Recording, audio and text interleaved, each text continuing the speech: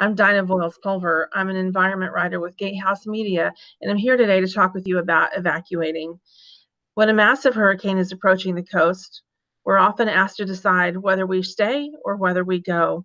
They're complicated decisions that involve financial obligations, they involve family members, pets, and sometimes the decisions can be really tough. Our local emergency management officials issue evacuation orders when a hurricane is going to be close to barrier islands, when there's a risk of high winds, when there's a risk of life-threatening storm surge. When you're looking at making that decision, there are a couple of things that it helps to know. It helps to make the decision in advance of whether or not you might evacuate if a hurricane is coming. One of the tools that you can use to do that is consult your local flood zone map and look at your county's evacuation zones. If you live in a county evacuation zone where you are almost always going to be asked to evacuate, it's good to know that. It's good to know if you're at risk because of the rising sea as the storm surge pushes in from a hurricane, or if you're at risk of high winds. Oftentimes along the Florida coast, many mobile home owners are asked to leave even if they are not directly on the beach or on a barrier island, and that's because mobile homes cannot withstand the high winds that come in from a hurricane. Local emergency managers all along the coast say that the critical element for people is what they feel comfortable with. If you are confident that your home was securely built, that it's not in a flood zone, that the storm surge is not going to rise up around your home, then you are probably safe to stay put as long as you're outside of the mandatory evacuation area. If you're in a mandatory evacuation, they strongly advise you to get out. Don't wait. Don't put it off, and don't take the chance that you might get trapped and need someone to come and rescue you, because they always tell people that if the high winds get to be too high, there always reaches a point where first responders cannot get to you. So this is a time before a storm arrives that you really want to know your property, know your risk, and be prepared. If you're going to stay put in your home, it's good. Now they advise us to have 5 to 7 days of water, food, medical supplies, pet supplies, everything we need to take care of our little families. You kind of become an island unto yourself in the days after hurricane if the damage is bad, if there's storm surge and parts of our neighborhoods and barrier islands are cut off. There are a lot of reasons why you might be needing to be kind of self-sufficient for a few days until things start getting back to normal again.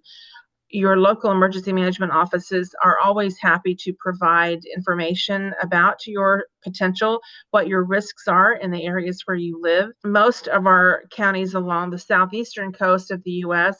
have special needs registries where people who are living in a home and they're medically dependent on electricity. Often there are special registries where you can register before a storm and you can get assistance to evacuate and be directed to shelters that can offer you the critical life-saving measures that you'll need while a storm is coming ashore. One of the factors that's necessary to make a decision about evacuating is to know your own risk assessment and know your own comfort zone, know what you're comfortable with. And one of the ways to get more information about your needs for your community or for your family, how you can prepare what you need to have ready to go with you, is to visit ready.gov. Ready.gov has a page devoted to hurricane evacuations with lots of good information. One of the questions that comes up for people always whenever a hurricane evacuation is ordered by a local government is whether or not people who live outside the evacuation order should leave or not. It kind of comes down to a question of what you feel comfortable with, how safe you feel.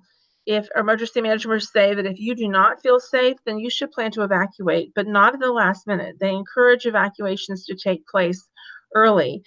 Waiting until the storm is almost upon you creates a hazard that can put lives at stake. People can be trapped on highways. People can be trapped by rising water. We've seen that with some of the storms that have come through over the last few years, including the terrible flooding that occurred in North Carolina.